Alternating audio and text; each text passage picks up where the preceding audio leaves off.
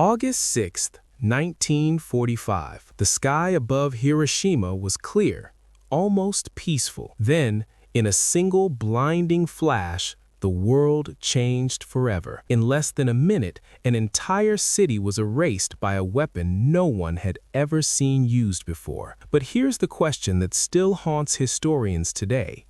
Did America have to drop the atomic bomb, or was there another choice? Behind closed doors in Washington, secret meetings, coded messages, and a race against time were unfolding. Was it about ending the war, saving American lives, or sending a message to the world? What really pushed the United States to unleash nuclear fire on Japan? Let's step back into 1945 and uncover the decision that reshaped human history. By the summer of 1945, the world had been at war for nearly 6 brutal years. Entire cities lay in ruins across Europe and Asia. Nazi Germany had just surrendered in May, but in the Pacific, the fighting raged on. Japan was battered, its navy shattered, its air force weakened, yet it refused to surrender. The Pacific War had been especially savage. From Pearl Harbor to Iwo Jima to Okinawa, battles were fought island by island, often to the last man. American troops faced kamikaze pilots, hidden bunkers, and soldiers who would rather die than give up. On Okinawa alone, more than 12,000 Americans were killed and over 100,000 Japanese soldiers died. Civilians were caught in the nightmare too. In Washington, President Harry S. Truman had just taken office after Franklin D. Roosevelt's sudden death in April 1945. Truman inherited not only a global war, but a secret. For years, American scientists, under the code name the Manhattan Project, had been racing to build a weapon so powerful it could end the war in a single strike. In July 1945, in the New Mexico desert, that weapon was successfully tested for the first time. The explosion lit up the sky like a second sun. Now Truman faced an impossible choice: invade Japan and risk hundreds of thousands of American casualties, or use this new, terrifying weapon. But there was more at stake than just ending the war. The Soviet Union was preparing to enter the fight against Japan.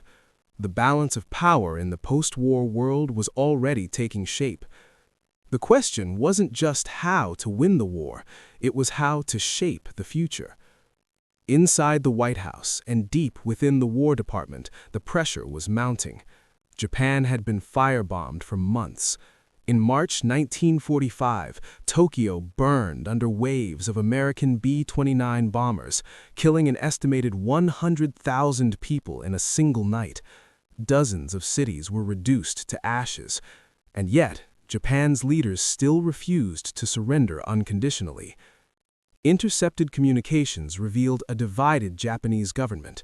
Some officials quietly searched for a way to negotiate peace, hoping the Soviet Union might act as a mediator.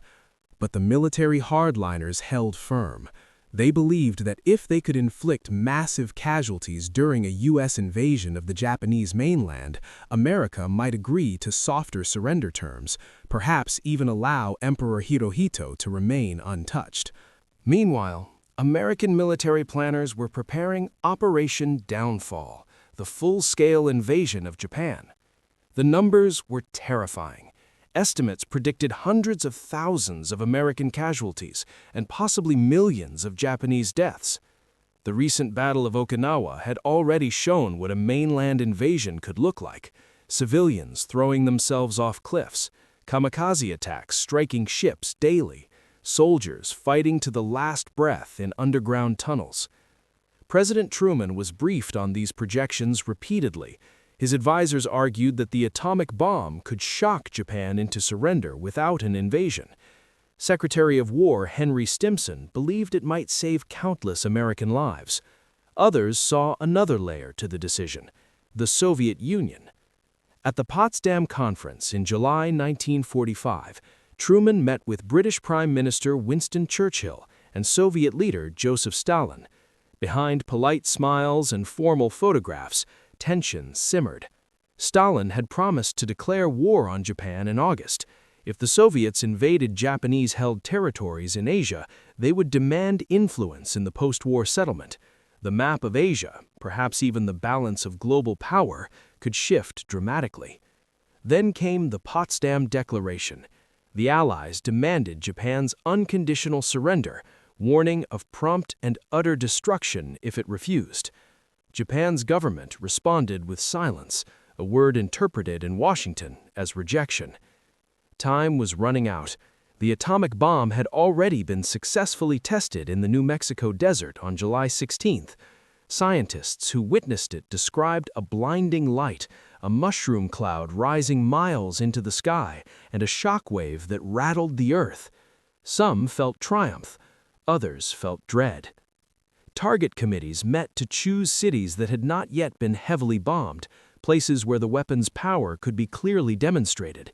Hiroshima, Kokura, Nagasaki. The goal was military significance, but also psychological impact. As B-29 bombers were modified to carry the new weapon, crews trained in secrecy on the remote Pacific island of Tinian. The men loading the bomb did not fully understand what they were unleashing, only that it was meant to end the war.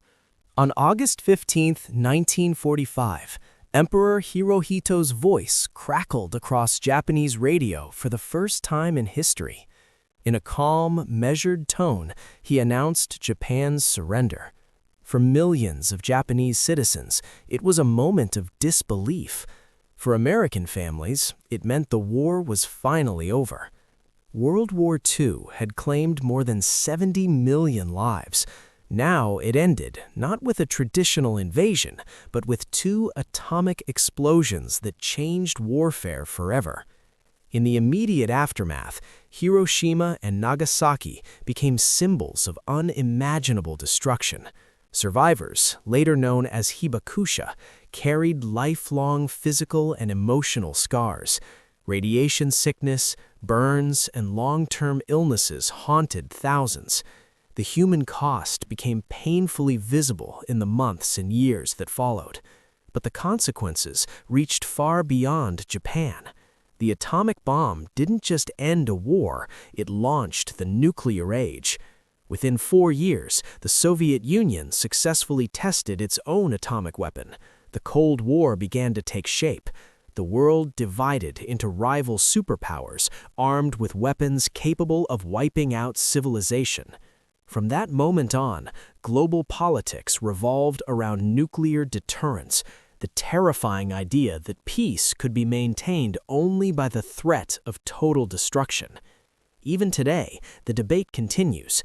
Did the bombs save more lives than they destroyed? Was Japan already close to surrender?